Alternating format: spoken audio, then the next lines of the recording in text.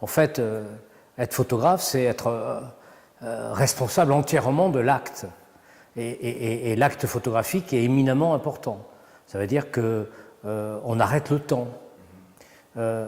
C'est-à-dire qu'on fige sur quelque chose de fragile, qui est une photographie, qui est un support quelconque, on fige un moment presque à tout jamais, du moins dans une petite éternité. Donc l'acte est colossal. La personne qui va se voir, moi quand je fais une photo de quelqu'un, le temps continue pour moi, le temps continue pour la personne qui va s'en aller, vivre sa vie, vieillir, avoir des enfants, devenir plus vieux, s'enfoncer dans la vie comme ça. Mais à la fois, la photo que j'aurais faite de lui, elle restera intacte. Et donc, son fils, sa fille, ou les gens qui verront cette photographie dans quelques années, ils découvriront quelqu'un d'autre. Donc pour moi, l'acte photographique est un acte important, d'une immense responsabilité. Je pense que le photographe doit en être conscient. Et il est aussi un témoin. Et tout ça fait que, en fait, c'est ce que je veux dire quand je parle de la responsabilité dans l'acte photographique. Et il n'y a pas, pour moi, de hiérarchie là-dedans. Toutes ces photos sont mes enfants. Elles sont un détail de mon esprit, un détail de moi-même. Je les aime toutes, j'aime les revoir. J'y vois énormément de défauts. J'aimerais changer plein de choses dans les photos quand je vais voir quelques années après. Je me dis, ça va pas, ça va pas. Je les aime toutes. Alors peut-être que si je devais en garder qu'une, c'est une photo que j'ai fait en 78, je pense, entre 75 et 78, 1975 78, à Madrid. J'étais avec Catherine, ma femme, et j'avais un appareil photo, un Pentax, avec un seul objectif dessus. Et puis nous marchions dans les rues de Madrid, et puis on est rentré dans un parc où il y avait une arène, comme ça, c'était la tombée du jour. Il y avait une petite lampe qui tournait dans cette arène totalement vide. On s'est assis sur les marches qui entourent les arènes, hein, voilà. Et il y avait un enfant que j'ai prénommé José, j'aurais pu l'appeler autrement, mais enfin, c'est moi qui lui ai inventé un nom, je ne l'ai pas parlé, je ne l'ai pas vu, il ne nous a pas vus d'ailleurs. Et sous cette lampe, sous cette lumière qui éclairait comme ça un peu un morceau de l'arène, il était tout seul, on entendait le bruit de la ville au fond, et puis il s'est mis à torer avec une cape rouge comme ça, il faisait des passes merveilleuses, et à côté de lui il y avait un taureau de factice, vous savez, comme il y a pour l'entraînement. Et cet enfant, je le voyais, il avait 12, 13 ans, et je le voyais, il est là, il torait, et tout ça, la lumière dégoulinait sur ses épaules, c'est absolument merveilleux. J'ai pris mon appareil, j'ai fait une photo. Et comme ça, il ne sait pas que je l'ai fait, cette photo. Et en fait, ce garçon, je le voyais dans son regard, dans ses gestes, il y avait des milliers de personnes qui l'acclamaient. Il était devenu El Cordobès, il était devenu Curro Romero, il était devenu le héros de l'arène. Et je le sentais. Et en fait, cette photo, je l'ai fait développer, je l'ai tirée, et je l'ai toujours gardée. Elle est là, voilà, je vous la montrerai. Et ça a été la première photo où je me suis rendu compte de cette responsabilité. Et que la photo, c'est aussi quelque chose de narratif. Mais surtout, ce qui m'a touché, c'est que toute l'ambition de ce gosse qui avait sur la photo, tout ce rêve de devenir le plus grand photographe, le plus grand héros du monde, eh bien en fait, il n'était que le reflet de ce que je voulais être. Et en fait, c'était un miroir que j'ai photographié du genre humain. C'était ce que moi, j'aurais voulu être. J'ai fait un livre qui s'appelle Urban Jungle, et qui il y a 22 ans de ça, je l'ai fait avec Caroline Gaudriot. Nous étions partis dans le monde entier et on a fait un constat, on voulait faire un constat, c'était en 1997, et on a fait un constat pendant 2 ans dans 5 mégapoles du monde. Hein. Il y avait Tokyo, il y avait New York, il y avait Londres, il y avait Paris, il y avait Berlin, qui n'est pas une mégapole mais qui est une grande ville, entre autres, et on a passé des petites annonces dans les journaux.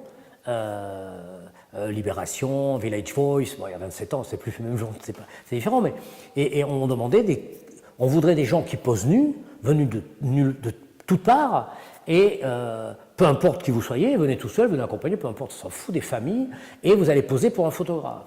Voilà. Et parce qu'on veut montrer que la seule chose, pas la seule chose, mais une des choses qui est une constante depuis que le monde est monde, c'est le corps humain. On évolue malgré tout très très lentement. Et en fait, dans un corps nu, on voit toutes les strates d'une vie d'un homme, avec un grand H, de la vie d'un humain. Alors ça m'intéressait de témoigner de ça la veille de l'an 2000.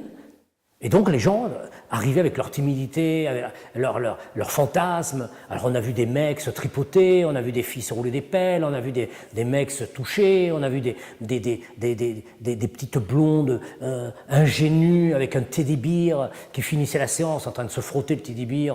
Je te dis pas, c'était un monde fou, et un monde calme, et un monde étonnant. Et tous ces gens étaient nus. On voyait les traces des maillots, on voyait des boutons, on voyait les traces des petites culottes, des soutiens-gorge, des traces, on voyait les cicatrices des gens. Il n'y avait aucun maquillage, aucun coiffeur. C'était le corps nu, le corps comme ça qui arrivait, de partout. Alors on a vu les différences.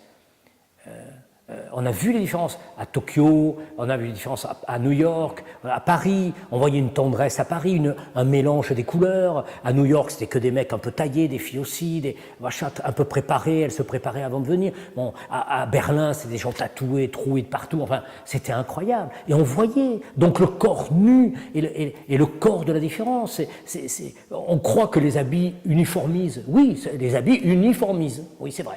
On est tous habillés pareil, on se ressemble tous, etc. Mais si on est à la fois tous pareils, tous à peu près les mêmes éléments de construction, mais en fait, les traces que nous avons sur nos peaux montrent à quel point l'homme a souvent souffert.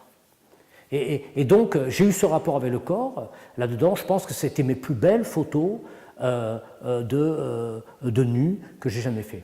Il y a des marques de culottes, il y a des cicatrices de gens qui ont eu des truc. Voilà, si j'avais dû continuer à faire des photos de nu, ça aurait été ça. C'est pour ça que je suis resté un peu dans toutes mes séries de photos, parce qu'on parle de décadence, tout ça, par des gens qui ont quand même tous des marques, des marques de la vie sur leur corps. Je ne les efface pas. La dernière photo, une des dernières photos de la série Jadis et naguère qu'on a fait et qui s'appelle Ophélia, elle est entièrement nue, cette personne est magnifique, c'est une jolie fille rousse. Voilà, et on a fait cette photographie, et puis elle était nue, quoi, complètement, rien ne demandé. Je suis monté sur mon échelle, j'ai fait ma photo d'Ophélia, et bien évidemment, on voit le sexe de cette fille.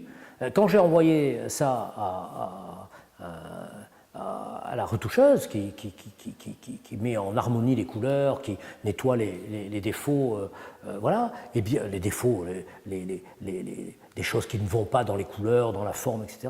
Le lendemain, je reçois sur mon ordinateur la même photo avec tout le sexe de la fille effacé. J'ai dit, pourquoi tu as fait ça? Qu'est-ce que ça veut dire? Ben, elle me dit, tu comprends, si jamais tu le laisses, ça passera nulle part. J'étais obligé de lui dire, mais tu vas me remettre tout ça, c'est quoi cette histoire-là?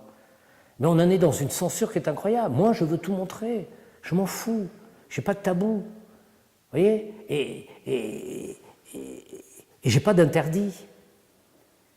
Voilà, c'est pour ça aussi que j'ai fait ce projet-là qui s'appelle Jadis et naguère, parce que j'ai voulu montrer ces corps magnifiques ou pas, enfin ces corps nus. Je ne sais pas s'ils sont beaux, je ne sais pas s'ils sont bien photographiés. Ils sont nus. On fait tirer des photos qui font 2,35 m de haut sur 5 mètres de long, qui sont de véritables photographies, évidemment, mais je parle techniquement, qui sont sur du papier argentique, encore une fois, et développées comme une photo 9-12 des années de 1920, n'est-ce pas? Et donc, voilà. Et donc, ça, c'est les plus grandes photos que nous faisons, qui sont quand même gigantesques. On est assez peu nombreux à le faire. Je crois qu'il y a Gursky qui fait ça, quelques autres photographes. Voilà. On est limité par la technique, hein, le papier, le plexi, le diasec, etc. Et puis après, j'ai travaillé sur un projet que j'ai montré pour la première fois à Shanghai, au musée d'art contemporain de Shanghai. J'ai fait tirer une photo qui fait 13 mètres sur 9. C'est presque la plus grande. J'ai dû faire 15 mètres sur 10, quelque chose comme ça, à Berlin. Alors qui est tirée, par contre, sur une sorte de canvas, de tissu très spécifique, avec des nouvelles imprimantes très technologiques. Et on a fait mais c'est une véritable photographie, hein, c'est pas un panneau publicitaire. Donc la qualité est absolument remarquable. C'est des morceaux qui sont recousus les uns aux autres d'une manière incroyable pour pas que ça se voit. Enfin voilà. Et là on atteint des photos gigantesques. Voilà. Et d'ailleurs avec ces photos-là, Bon, il n'y en a pas beaucoup, il n'y en a que 2. Je vais faire ça et on fait plein de performances artistiques avec ça dans le monde entier. Voilà, où on les installe dans des lacs, au milieu des déserts. Voilà, ça c'est les plus grandes photos que j'ai réalisées.